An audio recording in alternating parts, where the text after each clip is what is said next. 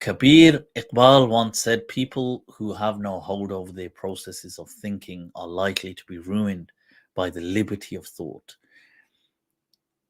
Can you elaborate on what this quote means to you? Wow. Kabir, shukran, much love for the super chat. That's such a powerful quote. You see, what I understand from that is that it's somewhat Sartrean almost, where you've got Sartre trying to explain as well that human beings are doomed to be free. And what this means is that this is what I'm understanding from it, that you see, people who have no hold over their process of thinking are likely to be ruined by the liberty of thought. That many people are not trained to be effective thinkers. And that makes sense. You see, if we anchor this into what we were just saying about stressful physical activity, many people are not trained for stressful physical activity today because we live a sedentary kind of a lifestyle of leisure. We work in offices and do things, so we're not used to physically stressful activities. So if you did it, you probably get hurt, probably pull a muscle or hurt your back, do this, do that, get an injury, hurt a joint, because we're not used to it. So, okay, we have to go to the gym and train in this day and age where otherwise we'd just be living in an armchair kind of lifestyle.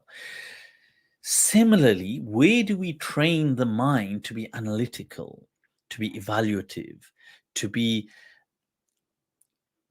deeply thoughtful, to be philosophical? Where do we train these things? So maybe some people amongst us do. We engage in this, we entertain ideas that challenge us, we learn how to think about something without getting emotional or without kind of reacting negatively to it, without getting angry. We try to learn that. We learn how to evaluate opinions. We learn how to synthesize new opinions. We learn. Now, that's somebody who has spent years, if not decades, training their thinking faculties. But I'm sure many people don't think to that extent. They don't train their mind to that extent. So they just have low level thought.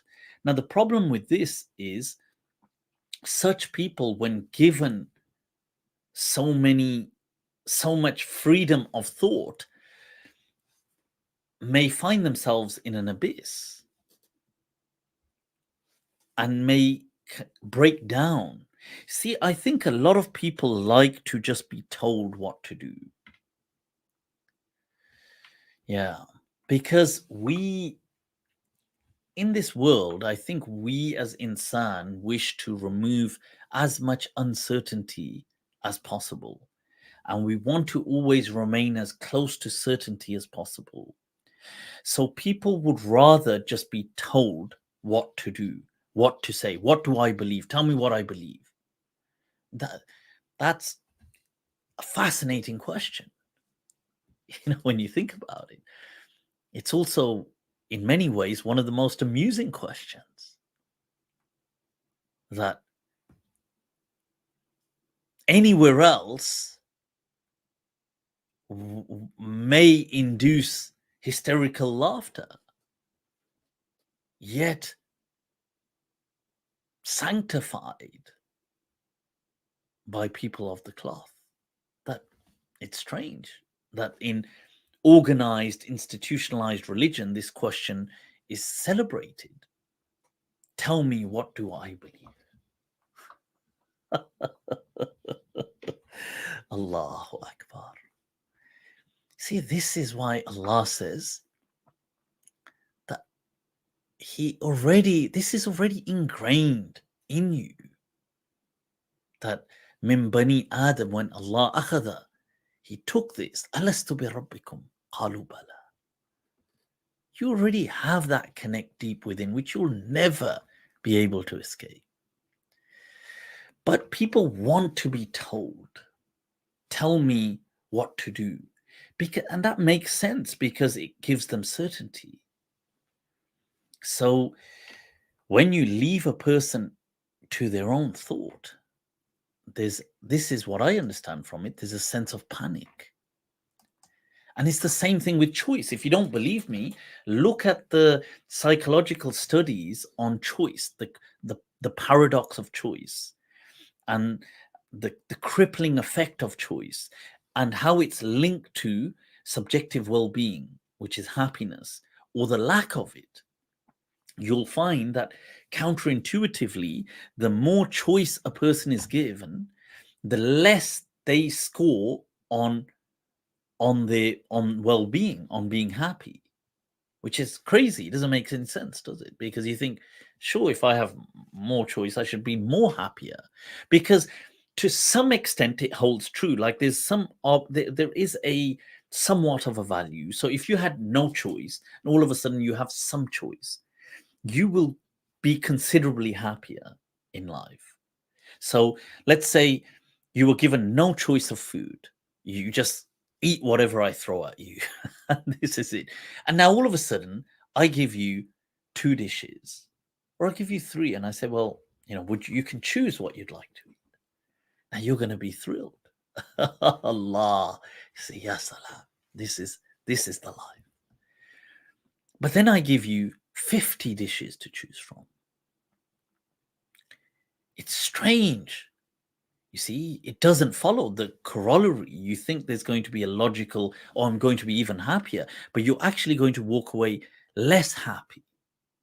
So there's studies where they will make people choose something, and they've diversified the studies, but let's say they had to choose a particular item that they could take away with them. And they found that with these were limited to just a handful, that you had to choose, well, do you want to walk away with this? Would you like this phone? Would you like that item? Would you like that?